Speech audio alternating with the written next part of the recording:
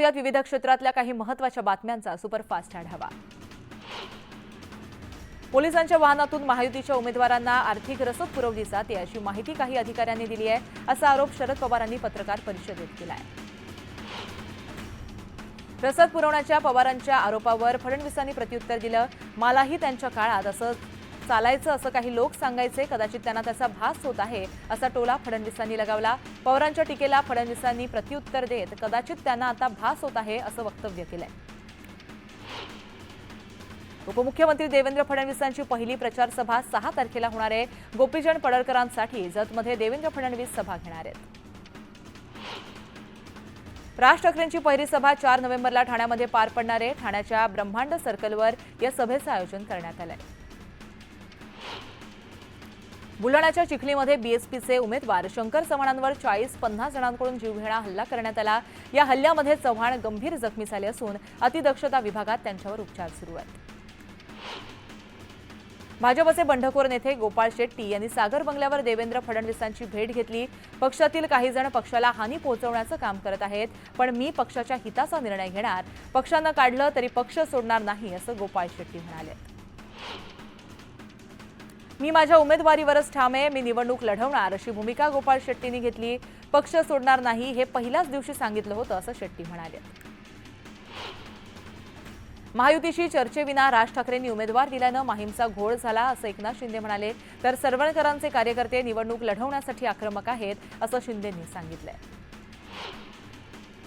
उद्धव ठाकरे मोहमायेत अडकलेत। मुख्यमंत्री पदासाठी ठाकरे काँग्रेससोबत गेले, मात्र शिवसेना संपुष्टात येत असल्यानं आम्ही भाजपसोबत गेलो अशी प्रतिक्रिया मुख्यमंत्री एकनाथ शिंदेंनी दिली आहे। फडणवीसांच्या सुरक्षेवरून खासदार संजय राऊत यांनी टीका केली आहे। फडणवीसांना कुणापासून धोका आहे? राज्याचे गृहमंत्री सुरक्षित नाहीत याची चिंता वाटते। सागर बंगल्यावर युक्रेन किंवा इस्रायल हल्ला करणार का असा खोचक सवालही राऊतांनी विचारलाय। अरविंद सावंत काय चुकीचं बोलले ते सांगा, अरविंद सावंतांच्या वक्तव्याचा विपर्यास केला गेला असं संजय राऊत यांनी म्हटलंय। प्रियांका सोनिया गांधींबद्दल भाजप नेते काय बोलायचे हे आठवून पहा असं देखील राऊत म्हणाले। विधानसभेनंतर ओबीसी आरक्षण थांबवलं जाणार, आपले उमेदवार निवडून आले तर आरक्षणावरील हल्ला आपल्याला थांबवता येईल असं आवाहन वंचितच्या प्रकाश आंबेडकरांनी आयसीयू मधून जनतेला केलंय। बारामतीच्या काटेवाडीमध्ये अजित पवारांना भेटण्यासाठी कार्यकर्त्यांनी मोठी गर्दी केल्याचं पाहायला मिळालं। अजित पवारांच्या बंगल्याबाहेर कार्यकर्त्यांच्या रांगा लागल्या होत्या। गोविंद बागेमध्ये शरद पवारांना शुभेच्छा देण्यासाठी राज्याच्या कानाकोपऱ्यातून नागरिकांनी गर्दी केली होती। बंजारा समाजाच्या महिलांनी आणि पुरुषांनी गोविंद बागेच्या प्रवेशद्वारावरच त्यांचं पारंपरिक नृत्य करत आनंद साजरा केला।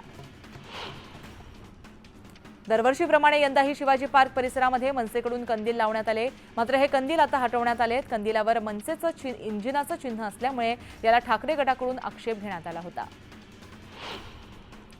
सिल्लोड विधानसभा मतदारसंघातील महायुतीचे उमेदवार अब्दुल सत्तारांनी मालमत्तेची माहिती लपवल्याची तक्रार करण्यात आली होती।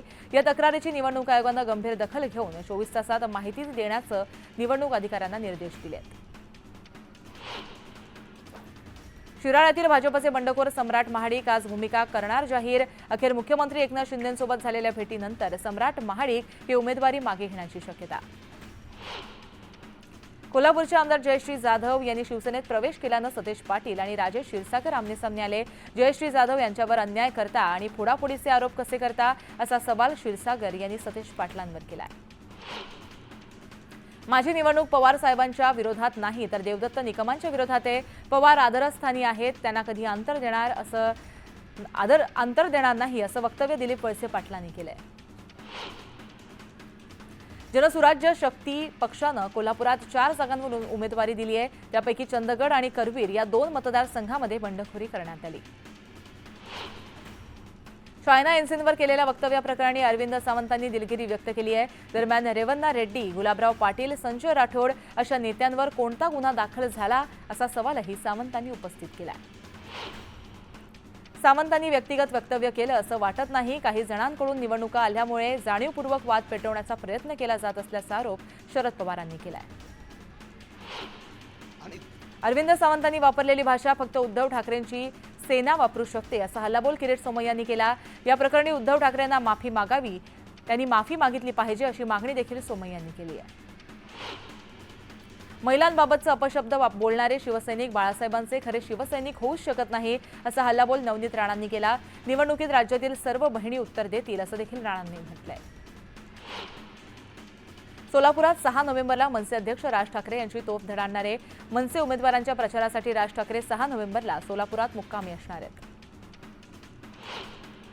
भाजप अजित पवारांना ब्लॅकमेल करत असल्याचा आरोप जयंत पाटलांनी केला होता। दरम्यान महाविकास आघाडीचं भवितव्य चांगलं नसल्यानं जयंत पाटील असं वक्तव्य करत असल्याचा टोला अमोल मिटकरी यांनी केलाय।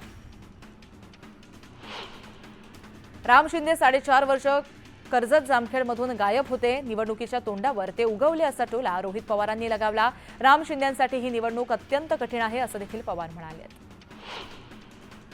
दिवाळी आणि विधानसभा निवडणुकीच्या पार्श्वभूमीवर पुणे पोलिसांकडून कोम्बिंग ऑपरेशन राबवण्यात आलं। यावेळी रेकॉर्डवरील गुन्हेगारांची झळाझडती घेण्यात आली आहे। दिवाळी साजरी करण्यासाठी नोकरदार वर्ग गावी गेल्यानं पुण्याच्या रस्त्यांवर शांतता दिसून येते। दररोज वाहनांची वर्दळ दिसणाऱ्या मुख्य रस्त्यांवर शांतता पाहायला मिळते। जळगाव ग्रामीणमधील महाविकास आघाडीचे उमेदवार गुलाबराव देवकर यांनी प्रचार रॅली काढली। ठिकठिकाणी त्यांचं जल्लोषात स्वागत करण्यात आलं। विटनेर येथे देवकर यांची घोड्यावरून मिरवणूक काढण्यात आली।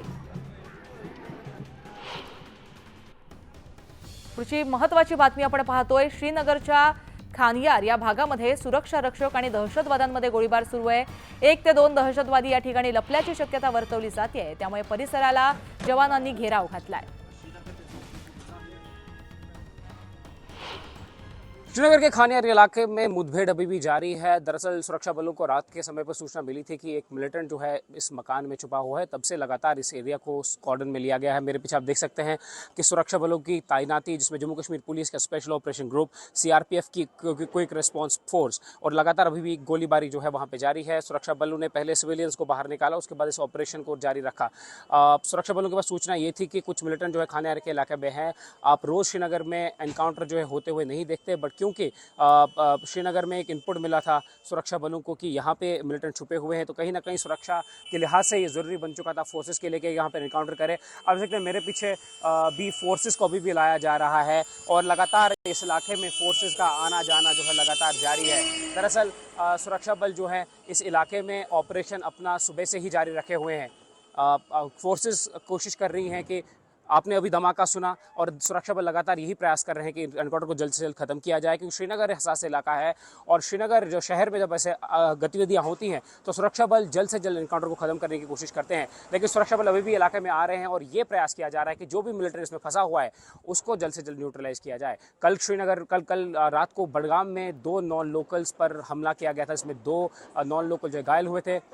आप अभी भी गोलीबारी सुन रहे होंगे, तो लगातार यहाँ पर गोलीबारी जो है चल रही है और सुरक्षा बल ये कोशिश कर रहे हैं कि इस एनकाउंटर को जो है जल्द से जल्द खत्म किया जाए। लेकिन कल 2 नॉन लोकल्स पर गोलियां चलाई गई थी, जिनमें 2 नॉन लोकल जो है घायल हुए थे बडगाम के इलाके में। उसके बाद बांडीपुरा इलाके में आर्मी के कैंप पर हमला करने की कोशिश की गई और लेकिन उसको असफल बनाया आर्मी ने और लगातार वहाँ पर भी सर्च ऑपरेशन जारी है। 3 जगहों पर कल से मिलिटेंट गतिविधियाँ हुई हैं और आगे देखना होगा कैसे सुरक्षा बल इस ऑपरेशन को कैरी करते हैं। ईशान वानी, न्यूज़ 18। वसईमध्ये रस्ता ओलांडणाऱ्या स्कूटर स्वाराला भरधाव कारनं जोरदार धडक दिल्यामुळे अपघात झालाय। या घटनेमध्ये स्कूटर स्वार गंभीर जखमी झाला। हा संपूर्ण प्रकार सीसीटीव्हीमध्ये कैद झाला। सांगलीच्या बाजारपेठेमध्ये दिवाळी पाडव्याच्या मुहूर्तावर हळदीचे सौदे पार पडले।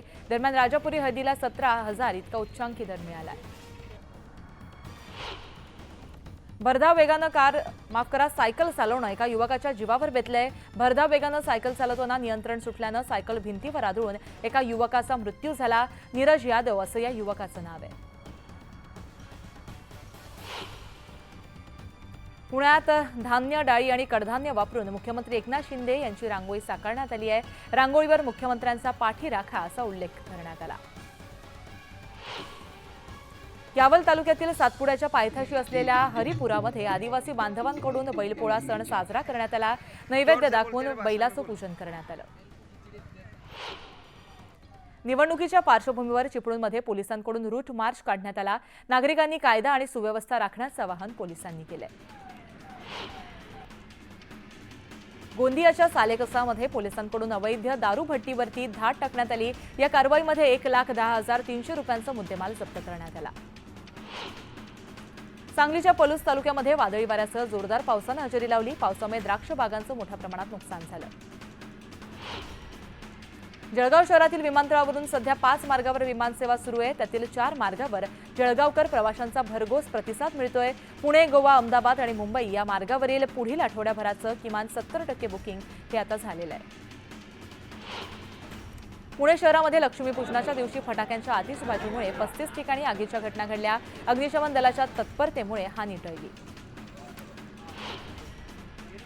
मुरबाडमध्ये रात्री 2 वाजता एका घरावर दरोडा पडला। दरोडेखोरांनी 40 तोळे सोनं लंपास केलं। मावळमध्ये तरुणाची दगडानं ठेचून हत्या करण्यात आली। शाब्दिक वादावरून दारूच्या नशेमध्ये मित्रानंच मित्राची हत्या केली।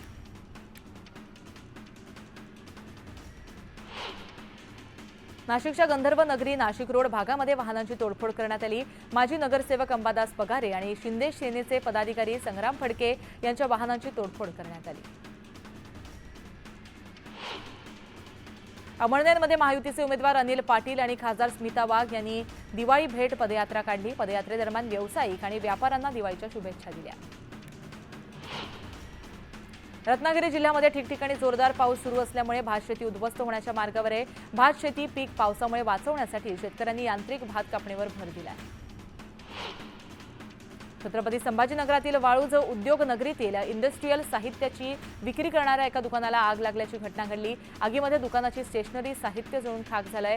5 लाख नुकसान झाल्याचा प्राथमिक अंदाज वर्तवण्यात आलाय। सरकारनं जाहीर केलेल्या हमीभावापेक्षा 792 ते 1392 रुपये प्रति क्विंटल कमी दरानं सोयाबीन विक्री करण्याची वेळ ही शेतकऱ्यांवर आली आहे। शेतकऱ्याच्या गळ्यातील फास हटवायचा नाही का असा सवाल या निमित्तानं उपस्थित केला जातोय। 15 दिवसापूर्वी शेतकऱ्यांनी पहिल्या आणि दुसऱ्या टप्प्यामध्ये मोठ्या प्रमाणात शेतकऱ्यांची उन्हाळा कांद्याची रोपं टाकली होती। मात्र नाशिक जिल्ह्यामध्ये कांदा पट्ट्यामध्ये 8 दिवस झालेल्या परतीच्या पावसानं दोन्ही टप्प्यातील कांद्याची रोपं पावसानं पूर्णतः खराब झाली। त्यामुळे शेतकऱ्यांवर पुन्हा नव्यानं उन्हाळी कांद्याचं बियाण हे घेण्याची वेळ आली आहे। मीरा इंडस्ट्रीज मीरा गाव इथं प्लायवूड कंपनीला भीषण आग लागली। प्राथमिक माहितीनुसार फटाक्यांमुळे आग लागली। अग्निशमन दलाकडून आग विझवण्यात यश आलंय। विधानसभा निवडणुकांच्या अनुषंगानं पिंपरी चिंचवड शहरातील चिंचवड विधानसभा मतदारसंघात पोलिसांनी रूट मार्च काढला। थेरगाव डांगे चौक ते काळेवाडी पोलीस स्टेशन असा हा रूट मार्च काढण्यात आला। बेस्ट कामगारांकडून विविध मागण्यांसाठी 3 आणि 4 नोव्हेंबर रोजी बंदचा इशारा देण्यात आला। दिवाळी बोनस, कोविड भत्ता आणि अशा विविध मागण्यांसाठी हा इशारा देण्यात आला। दादर येथील शिवाजी पार्क मैदानामध्ये मनसेनं आयोजित केलेल्या दीपोत्सवाची चौकशी होणार आहे। तक्रारीनंतर मुंबई महानगरपालिकेला सविस्तर अहवाल सादर करण्याची सूचना देण्यात आली आहे। विधानसभा निवडणुकीच्या पार्श्वभूमीवर गृह विभागानं राज्यातील 28 सहाय्यक पोलीस आयुक्त दर्जाच्या अधिकाऱ्यांच्या बदल्या केल्या आहेत। त्यात मुंबई पोलीस दलातील 17 सहाय्यक पोलीस आयुक्तांचा समावेश आहे। दिवाळीत अनेक जण पर्यटनाचे बेत आखतात। मात्र या कालावधीत प्रमुख पर्यटन स्थळांकडे जाण्यासाठी नागरिकांना जादा तिकीट मोजावे लागणार आहेत। वाढलेली प्रवासी संख्या आणि विमान इंधनाची दरवाढ यामुळे लक्ष्मीपूजनानंतर अनेक मार्गावर विना तिकीट 1,500 ते 3,000 रुपयांनी ही तिकीटं वाढली आहेत। दिवाळी आणि छठ पूजेसाठी गावी जाणाऱ्या प्रवाशांची अतिरिक्त गर्दी लक्षात घेऊन आणखी मुंबई ते छपरा दरम्यान 6 आणि पनवेल ते नांदेड दरम्यान 2 अशा 8 उत्सव विशेष गाड्या चालवण्याची घोषणा करण्यात आली। त्यामुळे रेल्वे प्रवाशांना मोठा दिलासा मिळणार आहे। भाऊबीजच्या निमित्तानं मध्य आणि पश्चिम रेल्वेनं उद्या घेण्यात येणाऱ्या नियमित मेगा ब्लॉक रद्द केलाय। त्यामुळे मुंबई आणि उपनगरातील प्रवाशांना मोठा दिलासा मिळणार आहे।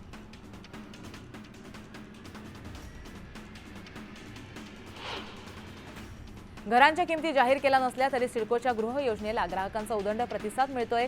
आतापर्यंत 64,000हून अधिक जणांनी ऑनलाईन अर्ज केले असून सर्वाधिक पसंती ही खारघर परिसरातील घरांना आहे। कार्यक्रम जरा चुकले त्यांनी 25च गावं होत असतात। प्रत्येक गावाला अर्धा तास दिला जायच्या इच्छेच्यापासून इथं पण महिलांचा उत्साह मी आश्चर्यचकित झालो। मला असं वाटतं की यावेळेस आमच्या इतर काही बातम्या आपल्याला पाहायच्या आहेत, पण आता वेळ झाली एका छोट्याशा विश्रांतीची। तुम्ही कुठे जाऊ नका, पाहत रहा न्यूज 18 लोकमत।